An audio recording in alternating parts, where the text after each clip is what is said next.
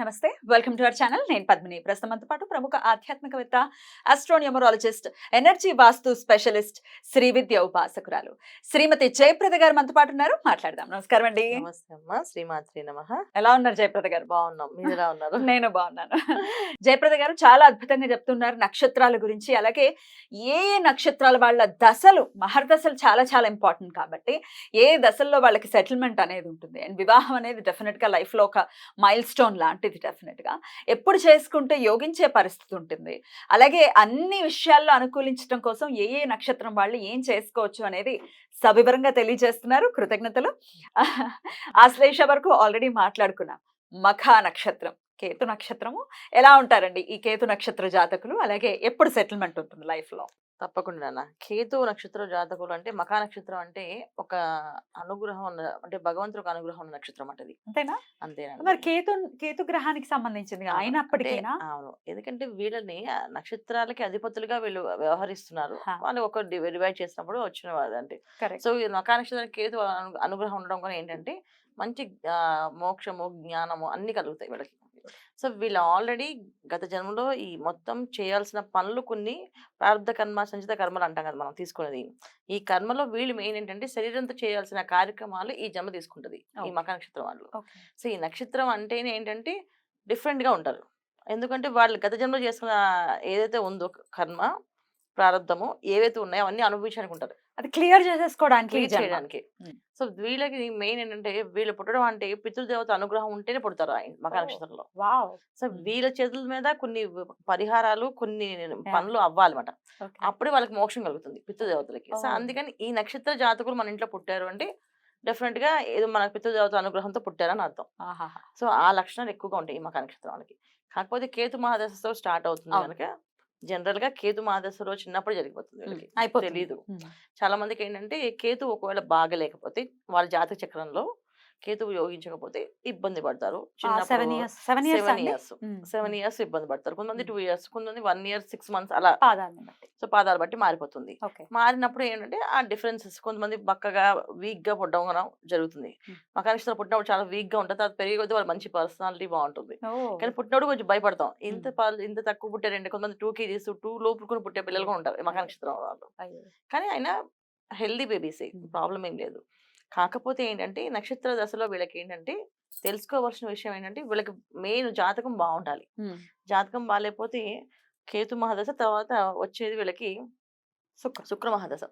ఈ శుక్ర మహాదశ 20 ఏళ్ళు ఆ. చిన్నప్పుడు బాల్యంలో అయిపోతాయి, ఓకే. అంటే 20 years. 20 ఇయర్స్. హా. సో తల్లిదండ్రులకి యోగం, వీళ్ళకి యోగం కాదు. ఓ, ఓకే ఓకే. సో వీళ్ళకి కంఫర్టబుల్ గా లైఫ్, స్కూల్. మేము చిన్నప్పుడు స్కూల్ కార్లో వెళ్ళేవాళ్ళం, వాళ్ళు నడిచి వెళ్తా అంటారు. అట్లాంటి కాలేజ్ ఉద్యోగం ఇవాళ నేను కష్టపడి చేస్తున్నాం. చిన్నప్పుడు మా నాన్నగారు మమ్మల్ని కార్లో తీసుకెళ్లే వాళ్ళు, కార్లు దింపేవాళ్ళు. ఇవాళ మేము ఇలా మా కాలమే మేము నిలబడాల్సి వచ్చింది, ఇక కష్టపడాల్సి వస్తుంది, ఆస్తులు మిగలలేదు అని అనడానికి ఏంటంటే మెయిన్ జాతకం బాగుండాలి. ఎందుకంటే శుక్ర మహాదశ అయిపోగానే వీళ్ళకి వచ్చేది రవి మహాదశ. రవి మహా. సో రవి యోగకారకుడు కాకపోతే ఇబ్బంది. సింహరాశికి రవి యోగకారకుడు అంటారు అందరూ, కానీ జాతకానికి రవి ఎక్కడున్నాడు చూడాలి. Correct correct. సో లగ్నాన్ని బట్టి కదా మనం జాతకం చూసుకుంటాం. సో లగ్నం ఏం పడింది, ఆ లగ్నానికి రవి ఎక్కడున్నాడు.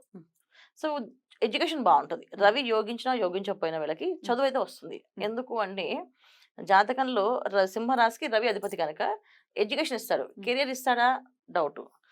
తల్లిదండ్రులతో సన్నిహితంగా ఉంటారా, తండ్రి సేవ దొరుకుతుంది వీళ్ళకి అనేది డౌట్. రవి బాగుంటే తండ్రి ఒక బ్లెస్సింగ్స్ దొరుకుతాయి, తర్వాత ఆయన ఆస్తులు నిలబడతాయి వీళ్ళకి. అప్పుడు రవి బాగాలేకపోతే వీళ్ళకి తండ్రి వచ్చిన ఆస్తులు వేరు, వీళ్ళు ఒంటరిగా కష్టపడి సంపాదించుకోవాల్సింది. తర్వాత చంద్రుడు, సో ఆయన కూడా బాగాలేదనుకోండి, అదొక ఇబ్బంది. సో జనరల్గా మఖా నక్షత్రం వాళ్ళు ఏంటంటే జాతకం బ్రహ్మాండంగా ఉండాలి, లేకపోతే కష్టపడాల్సి వస్తుంది. ఇది చంద్రమహాదశ తర్వాత వచ్చే కుజమహాదశ. కుజుడు ఎక్కడ ఉన్నాడు మళ్ళీ ఇక్కడ వీళ్ళకి. సో జాతకంలో కుజుడు మహాదశ కూడా ఇబ్బంది పడుతుంది. బాగుంటే పర్లేదు, బాగాలేకపోతే ఇబ్బంది పడతారు. బాగుంటే చక్కగా 40 years చాలా మంది చూడండి హ్యాపీగా చదువుకుంటారు, ఉద్యోగాలు సెటిల్ అయిపోతారు, గవర్నమెంట్ జాబ్స్ వస్తుంది. ఎందుకంటే రవి యోగించారు, గవర్నమెంట్ జాబ్ వచ్చేస్తుంది. తర్వాత చంద్రుడు యోగించారు అనుకోండి, అందమైన భార్య, చక్కని సంతానం, మానసిక ప్రశాంతత అన్ని జరుగుతాయి, లైఫ్ అంతా పీస్ఫుల్ ఉంటుంది. సో కుజుడు యోగిస్తే ఆరోగ్య సమస్యలు రాకుండా ఉంటాయి. కానీ అన్ని గ్రహాలు యోగించాలని లేదు కదా, కొన్ని ఇబ్బంది పెడతాయి కదా. ఖచ్చితంగా ఇబ్బంది పడతాయి. కాకపోతే ఏంటంటే పెద్ద పెద్ద దశలు ఉన్నాయి కదా, అవి యోగించవు. ఇప్పుడు వీళ్ళకి మకర నక్షత్రం వాళ్ళకి రాహు దశ యోగించదు. కుజ దశ తర్వాత వచ్చే రాహుమా దశ వస్తుంది. కుజుడు యోగించకపోతే, రాహు యోగించకపోతే వాళ్ళ పరిస్థితి ఆలోచించండి. చాలా ఇబ్బంది దారుణంగా అయిపోతుంది. ఉంటారు. అంటే చాలా ఇబ్బంది పడతారు. ఆల్మోస్ట్ 40 ఇయర్స్ దగ్గర నుంచి ఇబ్బంది ఉండే ఇబ్బంది. పరిస్థితి ఉండొచ్చు ఒకవేళ ఆ! రాహు బాగోకపోతే. రాహు దశ జనరల్‌గా యోగించదు కొంతమందికి. ఎందుకంటే రాహు ఎక్కడున్నాడో వాళ్ళ లగ్నాన్ని బట్టి. ఉమ్. సింహరాశికి రాహు మంచివాడే. కాకపోతే ఏంటంటే సింహరాశి, సింహలగ్నం అయితే రాహు యోగిస్తాడు. ఉమ్. కానీ కాకపోతే యోగించదు. ఉమ్. అప్పుడు ఇబ్బంది పడతారు. సో గురుమదశ వచ్చే వరకు వెయిట్ చేయాలి. మళ్ళీ గురు మహాదశ. అప్పుడు గాని వీళ్ళ లైఫ్ సెటిల్ అవ్వదు. సో ఉమ్. మనం చేసుకోవాల్సింది ఏంటంటే ఉమ్. దశ బాగుంది, వెళుతుంది, స్పీడ్‌గా వెళ్తుందంటే అన్ని అవకాశాలు బద్దకించుకొని చేయాలి. ఉమ్. వీళ్ళకి మెయిన్ ఏంటంటే బద్ధకం కాదు గానీ ఒక రకమైన ఇంతే చాలు నాకు ఎక్కువ అక్కర్లేదు అనే ఫీలింగ్ వచ్చేస్తది. ఓ, సో అవునా? పెద్ద కేతు జాబు నక్షత్రం వల్ల కేతు నక్షత్రం వల్ల వైరాగ్యం కొంచెం ఎక్కువగానే ఉంటుంది. సో ఏంటంటే ఇది స్పీడ్‌గా వెళ్తున్నప్పుడు టైం మంచి మూవ్‌మెంట్‌లో వెళ్తున్నప్పుడు వీళ్ళు ఏం చేస్తారంటే నాకు అవసరం మాకు లేదు. అవసరం లేదు. అంత పరిగెట్టడం ఎందుకు? అసలు ప్రశాంతంగా ఉంటాం అని చెప్పి వదిలేసుకోవడాలు.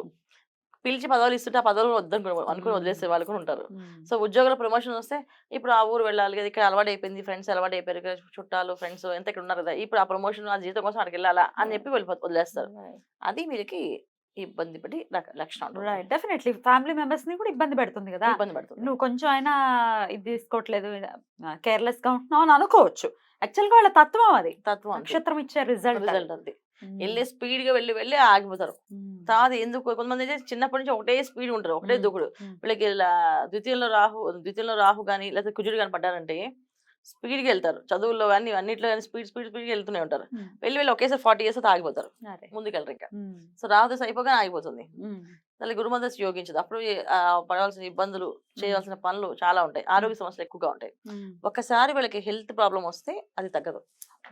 అది రాకుండా చూసుకోవాలి వీళ్ళు. ఎట్లాంటి వీళ్ళకి- ప్రాబ్లమ్స్ ఎక్కువ వచ్చే ఆస్కారం ఉంటుంది? జనరల్ గా వీళ్ళకి హెల్త్ ప్రాబ్లమ్ అంటే ఏంటంటే మానసికమైన ఇబ్బంది కొంతమందికి మెంటల్ టార్చర్ లాగా మైండ్ ఎక్కువ ఆలోచించి వస్తుంది.